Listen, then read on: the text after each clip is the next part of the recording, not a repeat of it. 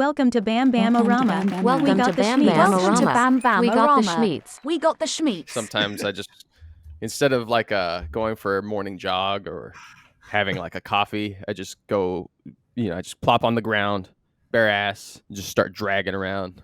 Like a doggy? Yeah, and I say, El Camino. Do you know what that's from? No. That's Joe Cartoon. Do you know what Joe Cartoon is? Oh, dude, yeah. I remember Joe Cartoon. But I always think about the drunk flies from Joe Cartoon. You're not as tech person-y as some of us, so I got to question it, and plus the movie thing. I just don't know, where the limits are. The movie thing. Yeah, you haven't watched a lot of, common movies. I've not seen one movie. I didn't realize that. Movies that you haven't seen. Like which ones? Robin Hood? Yeah, that's a real common movie. It's an extremely common movie. Nah. Was it a number one? Was that a top anything? If it was a top anything, anything you say from here on out is irrelevant. I don't know if it was a top anything. What I'm saying is but you trying to say that it's not a common movie. If it was a top rated anything. You and I have been friends for how long? Too long. Over 10 years. And it wasn't until like 10 years in that we even talked about Robin Hood with Kevin Costner. So how common is that movie? I mean, maybe you weren't interested in the conversations if it happened, but I've definitely talked about it on and off my entire life. Not with all the time. Not with me. Maybe you ignored it, or maybe you stopped the conversation. I don't stop conversation just because I don't like them. Yes, you do all the time. Let's move on. So, I saw the two Robin Hoods that matter. And that's the Fox cartoon and the Mel Brooks. Was it Mel Brooks? Yes. Men in Tights? Yeah. Men in Tights and the one y'all always give me. He has that little guillotine for circumcising people. Oh, yeah. And the one y'all give me shit about, which I don't know why y'all do, because Kevin Costner sucks. Have you ever seen Waterworld? Did we ask this question? And then subsequently, The Postman. I don't think I've seen any Kevin Costner movies, to be honest. Really? Yeah. Well, except for Superman, right? You saw that, where he's the dad. I saw Superman at an extremely young age, and I know it wasn't like a frequent watch, so I can't tell you any details about Talking Superman. about like the Henry Cavill one. Oh no, I never watched that's Man of Steel for the record. Yeah. No, I said it in there, but no, you said Superman. I'm just kidding. And then I said the Man of Steel one. I probably talked over you. No, I never saw that one. I didn't see very many DCEU movies because honestly, DC doesn't interest me that much outside of Batman, and I'm still not a huge Batman fan. Which ones? I saw Batman versus Superman. That was terrible. I saw the first Wonder Woman, and then. But DC superhero have they not addressed or like focused on that you think would be good? I almost said Green Arrow, but they did. There was a TV show. They haven't done Green Arrow in the movies. I don't think, have they? I don't believe not focused on. They should. I think Green Arrow is probably one of my favorite DC superheroes. And the only reason I like I'm not a big Batman fan, but I'm a fan of Batman's villains, if that makes sense. I love his villains. I think Joker might be one of the best characters ever created. I just don't care for Batman. Supposed to be getting a new Constantine, right? I think so. That'd be kind of cool. It'd be kind of cool if they actually bring it not necessarily into the DC universe, but bring some of the other magical type characters that are connected to Constantine. You know what I mean? The DC like magician chick. Yeah, the DC continuity always confused me. So was Constantine a part of the main continuity? Well, they didn't have a continuity until the New 52, right? Like everything was just like, I don't know what the New 52 is. The New 52 was basically what happened after Flashpoint, where Flashpoint was essentially the Flash movie that just happened, where he goes back in times and fixes the timelines, because there wasn't a fluid continuity for DC like there was with Marvel until the New 52 retcon, I believe. Like they would just be like, here's a Batman story. It doesn't have anything to do with any Batman story ever. Here you go. It's in DC so they're was trying doing to tie it all together in the yeah, Flash and movie? so Flash was like, I'm going to run through time and fix all these problems, and now DC in the comics has a major continuity. Multiverse. Yeah, yeah. I guess I have to go watch it, even if I hate that guy. I do want to see that Flash movie. Ezra Miller's a and piece of shit. He is a piece of shit, and it's the main reason I have not watched it, and will probably wait until it's on Max to watch it, honestly. And even then, I don't want to. Yeah, it's. Well, I mean, it's like Jonathan Majors too, and I mean, I know there's still kind of allegations, but those allegations look to be true, and it fucking sucks because I did nothing after Quantumania but talk about how amazing he was as Kang. Honestly, that was the only good part of the movie. Not the only good part of that movie, but that movie wasn't great outside of a few things. But the best part of that movie was how well Jonathan Majors played Kang, and then all those allegations came out, and I'm like, fuck, man, what, you have to be a piece of shit too? Because, well, I mean, they're allegations, right? They're allegations. I don't think it looks like they're kind of true, but I don't think anything has been made solid yet. So I don't know. I want to say I read, it might have been clickbait, but that Anthony Mackie defended him. Oh, Anthony Mackie did? That's kind right. of. I saw, it's kind of misconstrued. I don't really know what he's saying. So there's an interview with Sylvester Stallone saying he loves Michael B. Jordan, but he will not do another Creed movie as if the other guy is involved. And that is the exact quote, the other guy. And I was like, and a lot of people are saying the other guy is Jonathan Majors because he was in Creed 3 and Sylvester Stallone was not. Yeah, that's a tough one. I mean, unless you're in his inner circle, you're stabbing in the dark. Oh yeah, totally. No, I give y'all shit when y'all say that I haven't seen common movies, but y'all are correct. I haven't seen a lot of common movies, and a lot of times it's because I don't know. A lot of times it seems to be because I've gone by hearsay growing up. I just think it's where you get so defensive about it because y'all. So then it's become this bigger thing. Because like at first it was casual conversation. And then you let Andrew get under your skin about it. Because y'all attack me in different ways about it. Y'all are like, have you never seen a TV? And I'm like, yes, I've seen a TV. What the fuck are y'all talking about? Who said that? I mean, Who said, have you never seen a TV? I'm obviously exaggerating, but no, Andrew said. Oh, so you're lying now. Exaggerating. But Andrew did say, it's amazing that you've never seen this Robin Hood movie. Did you not watch TV growing up? And my response is, when on Nickelodeon... because that's like all I watched growing up was Nickelodeon. Was that movie on Nickelodeon? A lot of the movies, and that's really how it was for me growing up. I watched what I knew and what I liked, which was Nickelodeon and Star Wars and Indiana Jones and Back to the Future. Like and feet. And feet. Yes. Had that foot fetish from an early age. Nickelodeon. Thanks. And it would have been Cartoon Network, but for some reason, Midland didn't have You and I have had this conversation recently. Midland didn't have Cartoon Network. Like, you talked about some of the Cartoon Network shows you saw when you were growing up. I didn't see those until my parents got their vacation home in Ruidosa, and I discovered Cartoon Network like as a 12-year-old. Yeah. And I was like, whoa, this is amazing. And then like a year later, Midland finally got Cartoon Network, and I was supposed to be too old for it, but I still watched some of it because I don't fucking care. I'm shaving this thing off today. You won't. You've been saying that for... No, shaving off into just a mustache and a little goatee like I did like 6 months ago or whatever. I can't even get it to straighten out right now. Fuck this thing. Have you used chemical straightener? Well, what'd you call me? Have you used some chemical straightener? No, we just sent me to camp. Pray the gay away camp. Yeah, no. Have you seen that video? It's like, I'm not gay anymore. No, I haven't. You've never seen that?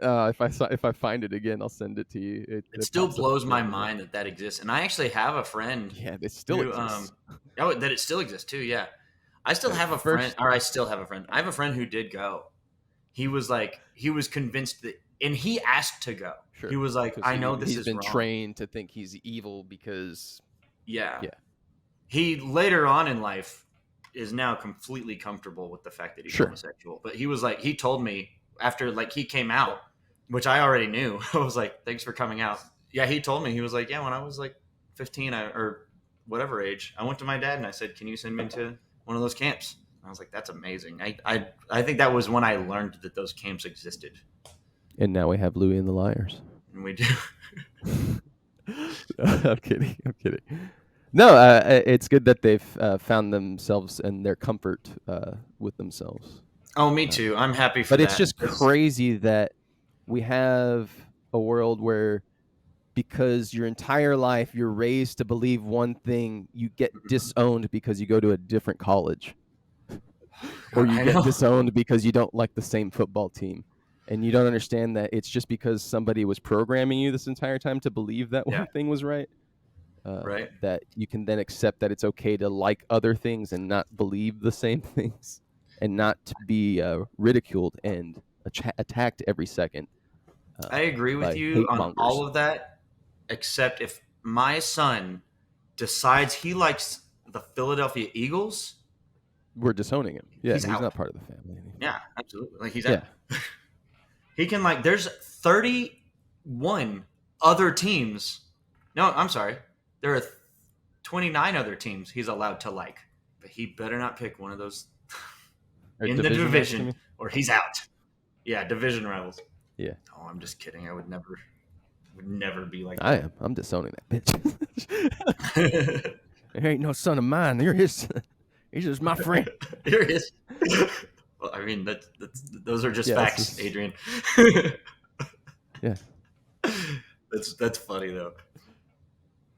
But I guess what it all really comes down to is, what I want to really just nail into people's heads is, we should have canceled Ezra Miller a long time ago. Why the fuck is Ezra Miller allowed to get away with Ezra Miller shit? Who the fuck is that person? I don't understand. How powerful is your family? Like, am I about to get my 6 follower podcast gonna get zeroed out tomorrow because of this? Because of this, like, right? What's going on? I think, honestly, I think part of the reason we're being fed Ezra Miller in the new Flash movie was that these allegations happened. And these allegations aren't just allegations, right? Some of them have been proven to be true, correct? I mean, I don't know if, like, it's just a really good PR thing, and everybody that are, involved in these things are just also actors that they've hired to make kind of like the wrestling thing. So in the public eye, we see constant, fan videos of him attacking people, which I've seen too. And AI and stuff like that's really good, but it's not as good as what we've seen. Much less, I don't think there'd be a mass focus of people trying to destroy that person's career just because. But anyway, that's a speculation nonetheless. Yeah. My point is that we're kind of in that world where it could be a Logan Paul thing. Yeah. They're now having to live out their persona that they've created, but it's really just the persona they've created. That's true.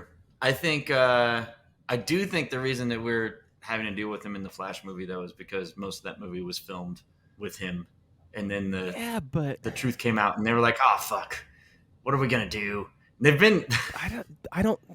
I mean, I understand what you're saying, but with the way, like, for Amber Heard, completely, cut out. And yes, you can say pre-production, post-production, etc. But the she was cut out of Aquaman 2, right? Okay, that's right. I forgot about that. So it's the same people, and that's the reason I'm using that as an example. Because then my second example is then a different group, the Sonic people, where we saw Sonic come out looking kind of, have you seen that bear that is the hibernating bear that looks all fucked up? It's a meme going around. Okay, so Sonic looked like that bear, and then we get the real Sonic later because people bitched. But I just want to appreciate the fact that we did get rid of Ugly Sonic. Oh, yeah. And that another kids movie even added Ugly Sonic in as a meme character. I forgot that happened. I don't remember which. Yeah, that was funny. I was like, everything about this is so much better. We got the Sonic that we deserve, and Ugly Sonic was a meme later. What was it in? Thank you. It was in the Chip and Dale movie. Oh, because he's an extra, right? He's like a Sonic lookalike or some shit? Yeah, something like that. I was like, I have seen this, but where did I see it? Because I saw it, Right. loosely, like Right. off to the side here while I was playing video games or something. No, that was a brilliant I appreciate cameo, that. little play in. Yeah. But no, I'm with you. Like, yeah, they did. You're right. They did cut out or replace. I don't like. I haven't seen Aquaman or Aquaman 2, so I don't know if it was they just cut all the scenes with Amber Heard or if they CGI'd someone else's face onto her body to get rid Oh of yeah, it. I don't I know. mean, it's crazy how well that shit And that's works. my other point Um, about it too, is that it is at the point this movie is in the year span where they could have completely removed him, quite frankly, cheaply, if they You're really absolutely wanted right. to. They honestly could have. Just saying, they can't Right. necessarily. It's not like the whole world that movie is in is not half CGI anyway. That's true. I've seen Corridor Crew kick out good enough content to replace that guy's face in a few days, much less an extra $1 million at the budget to replace a face or two. And that's the thing, is they could have gotten rid of him in that way. They could have still half-ass used him and then gotten rid of him in a very theatrical way. Oh yeah, they could have. They could have. He could have been in like the first 10 minutes of the movie and died or something. Anything, Like yeah. All sorts of options. Hell, they could have kept him for 2/3 of it. And as long as you guaranteed me that he'd be gone by the end, I'd be more willing to go watch that bitch. Right. So, and the caveat on top of it is that there's still discussion of how this movie affects the James Gunn DC EU or whatever they're calling it, DCU. Let's just call it that, because he's now going to do his. They're going to do a new continuity of DC movies because the first one kind of flopped. I say kind of flopped. I think there was a lot of bad movies in it, even though there's DC fanboys out there that will tell me, dude, anything with Shazam on it is trash to me. I don't give a fuck what anyone says. Those I movies know. are bogus. I know. But yeah, so James Gunn is redoing it, but there's still rumors that because this Flash movie is kind of doing the Flashpoint thing like the comics did, that we might still continue to see Ezra Miller play the Flash in James Gunn movies. And I was like, please no. Can he just like ignore the fact that these other movies came out and just be like, I'm doing completely my own DC universe. I don't need y'all. Much less You know what I mean? I'm tired of celebrating the cookie cutter of it all. Like, give us some dynamic storylines, something. Like, there are literally probably millions, if not hundreds of thousands, comics. Literally, Yeah. You could get like 6 in a series of a story of comics that you can go steal these stories from and have better movies than what you guys got going on. Oh, for like real. it's And for the record, go ahead. I was just saying, it's infuriating. I'm not even a It comic book fan in that way, but for the record, I do believe in James Gunn. I'm just really confused as to what's going on. And also, like I said, the rumors that, or the I don't know if they're rumors, speculations, if it was just a clickbait article, but like, he might leave some of the cast from the previous DC movie universe into the next one. And I'm like, okay, that's about right if we get the whole new cast and it's like instead of Ben Affleck as Batman or even Robert Pattinson, it's I don't know. Let's go, a little off, and it's Childish Gambino, right? So we got a black actor in there, right? And then we've got a new Superman, and it's what's his name? Get Kumail Nanjiani, and he's our new Aquaman. So so they're just trying to spice it up with some ethnic, right? Because DC is just trying anything at this point. And then all of a sudden, the Flash runs in, and it's Ezra Miller again.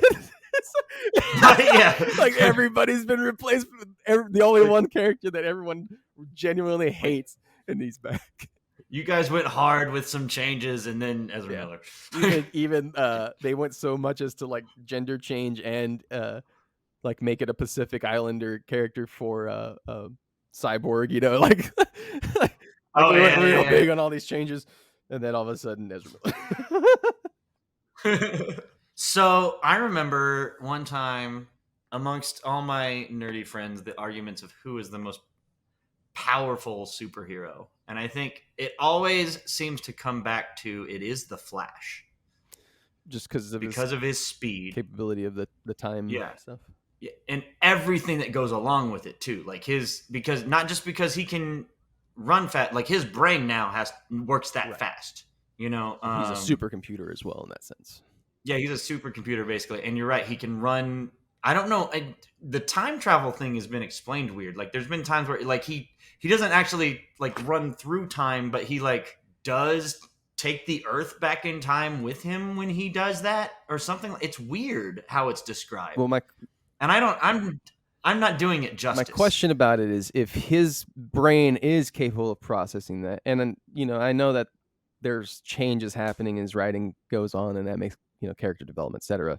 So we can't really take into account a lot of previous character, but we can definitely take into account that he's still not capable of predicting so much. So regardless of him being able to go, process, let's just quantify it with days, right? Because that's how we can perceive time in that sense.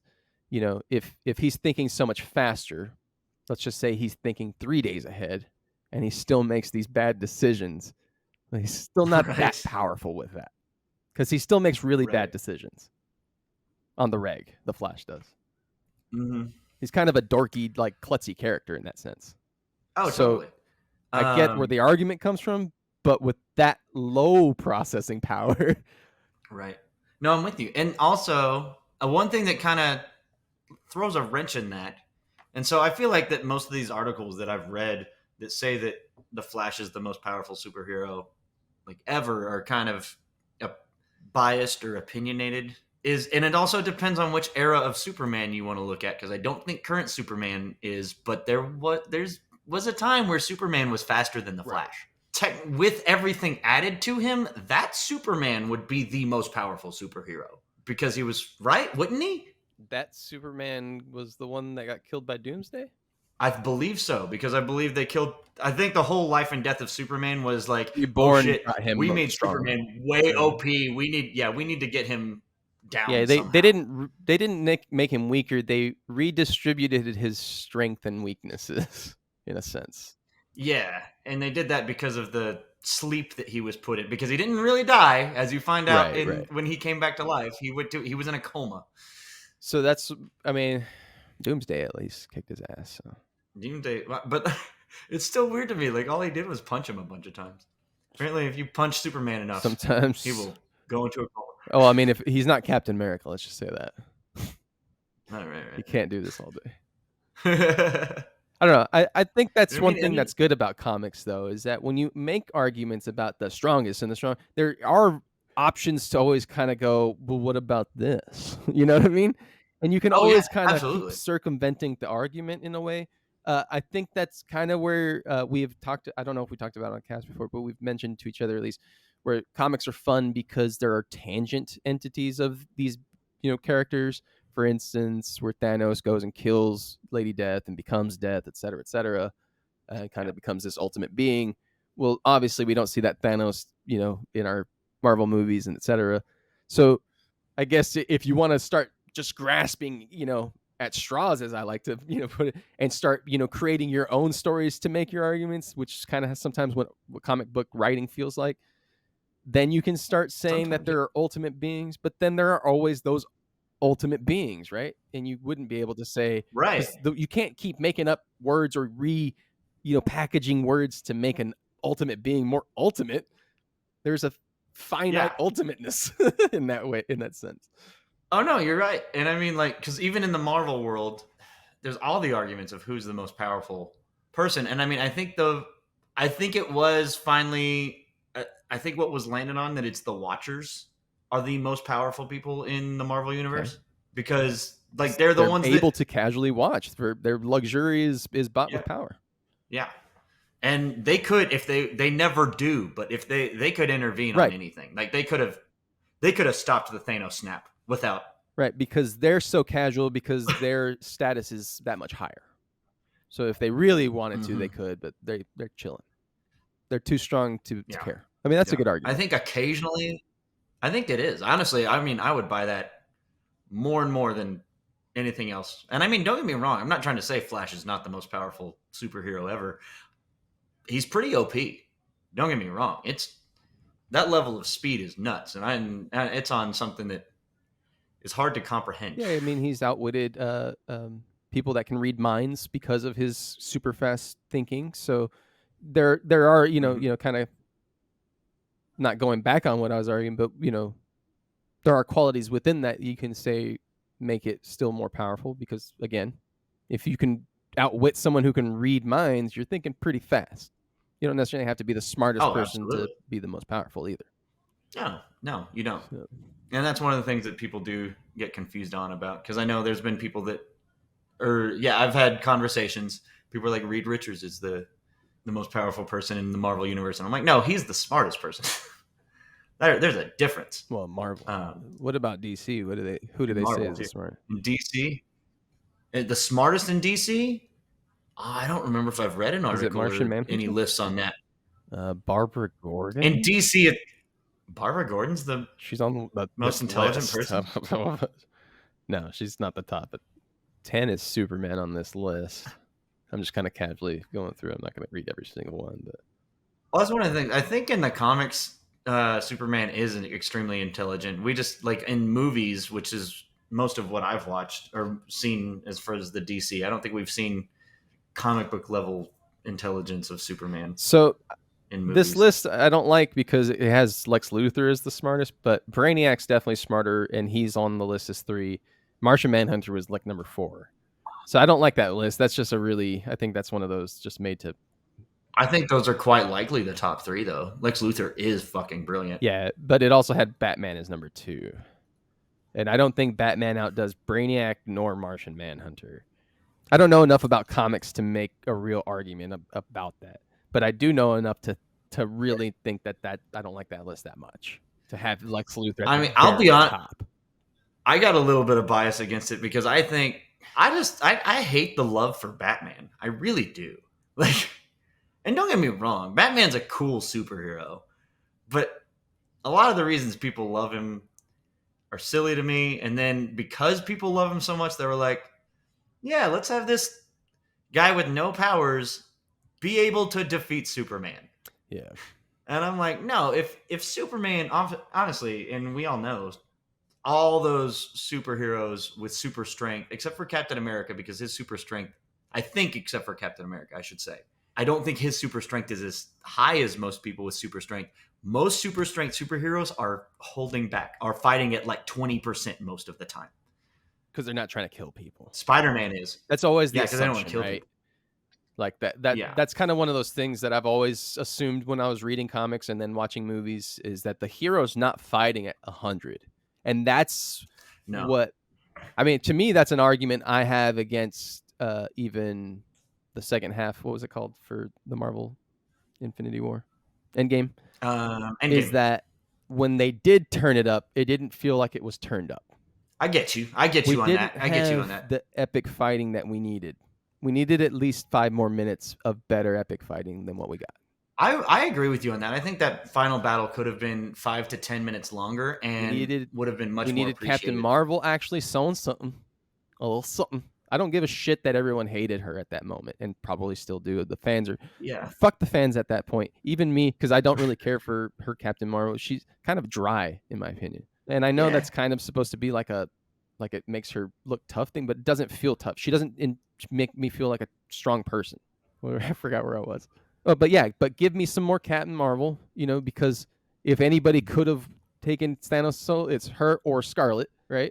Give me something better to dispatch Scarlet, first off, or second off, and more importantly, rather, because she could have done it by herself. So why are we just all of a sudden ignoring that? Like, I don't understand this. Oh, she was the Russo brothers, right? They've already said that if Thanos didn't say rain fire, pull down, bomb everything, she was going to kill him. That's my point, though, is that I think we still needed 1 to 2 more minutes of him kind of freaking out about her. Absolutely, he should. We needed to see fear in his face in a different way. We needed 1 or 2 more minutes of that fight alone, is what I'm saying. Especially. So when I say at least a little bit more to dispatch her, that's what I'm getting at.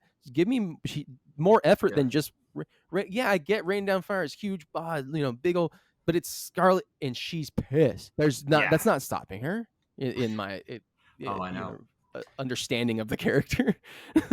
So one thing to bring it back to, heroes aren't always fighting at 100%, right? There was a Spider-Man story where Doc Ock is about to die, and he transfers his consciousness into Peter Parker. Okay.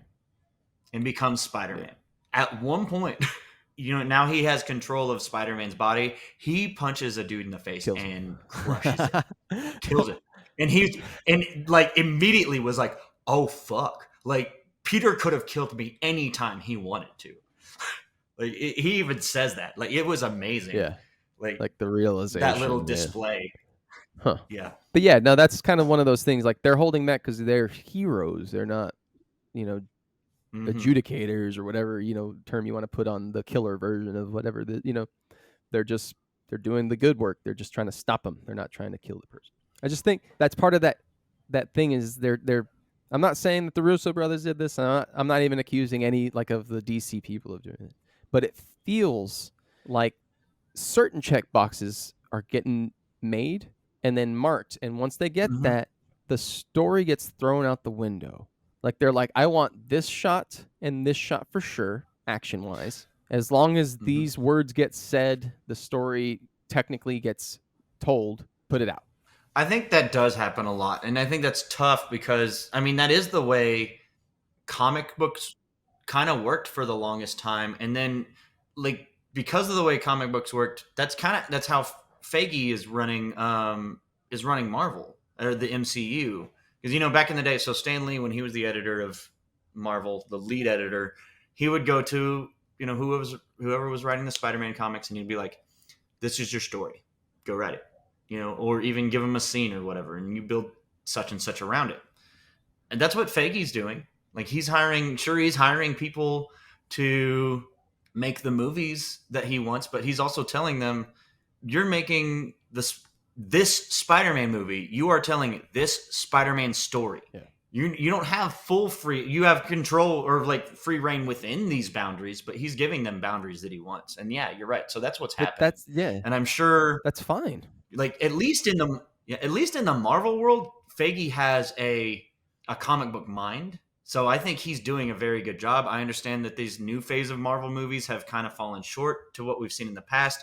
Not everything's going to be perfect. Also, some people are wanting everything to be as big as Endgame or Infinity War. And I'm like, I'm sorry, you can't, we have to build back up to that. You can't just have that again. Like at some point, if you keep building on that, like, we'll never be pleased with anything, But that's what I mean is there's the story that needs to be told. And you don't necessarily have to understand that as the director coming in. You just need to add 20% of your touch to it to make it a good movie. Your concept of angles and shots, your concept of what the characters feel and do, and then your concept of the cinematic, right? The photorealistic, like should we be more campy? Should we be, do I want to go Tim Burton, actually try to make a comic book type movie, which was awesome? Or do I want to make Iron Man, which is more of an action movie, but has the, heart of a comic book in it, which is awesome, like there are so many levels. And I think you can, going back, you can tie it back into the parenting thing. You have a seed. It's going to grow up into this thing no matter what. You have the opportunity to just barely affect it in a positive way with just your few touches. It's when you try to open the seed and then take it out and remake what's in it and then put it back and then make your own seed and then plant that in the ground to make your own you. That's when you start having problems. You got to let the seed become its thing. Just add your own little 20% and you add that little touching love of, here, which is the watering, right? The making sure your actors are okay, making sure your staff's okay, etc. The managerial duties are the watering. Absolutely. I agree with you on that. Not saying I'm some sort of guru because I don't know, but from an outside perspective, it definitely seems like that's the angle it should be going. That's the angle it should be going, and I think Marvel and Kevin Feige have that figured out for the most part. I don't think they do at Warner Brothers with DC, but I could be wrong. And I hope James Gunn proves me wrong. I do believe in James Gunn. I think he's an amazing storyteller. I mean, Guardians 3, when people told me that Guardians 3 might be the best movie in the MCU, I was like, that's a bold statement. And after I watched it and walked out, I was like, I might have just seen the best movie in the MCU. That movie was incredible, and I nearly cried 3 or 4 times. Not even joking. Even the second time when I saw it with you. It's pretty intense. So with that, I'd like to say thank you all for joining us for this one. Thanks to Jackson. Yeah. Please make sure you follow and subscribe in the various outlets, whether it be Facebook, TikTok, Instagram. It's at BamBamORama.com. Make sure you check out Jeremy Calley Guitars, Trailer Made Guitars. We will put the links below. Our good friend Louie with Louie and the Liars has been recording a new album to come out. But do make sure you check out his music. That's Louie and the Liars. You can find it on Spotify. Make sure you check out our Twitch stream and our YouTube stream Thursday nights at 8:30. We're currently playing Grounded. Anything I'm forgetting? Nope. Thank you guys. We love you. Thank you. Love y'all.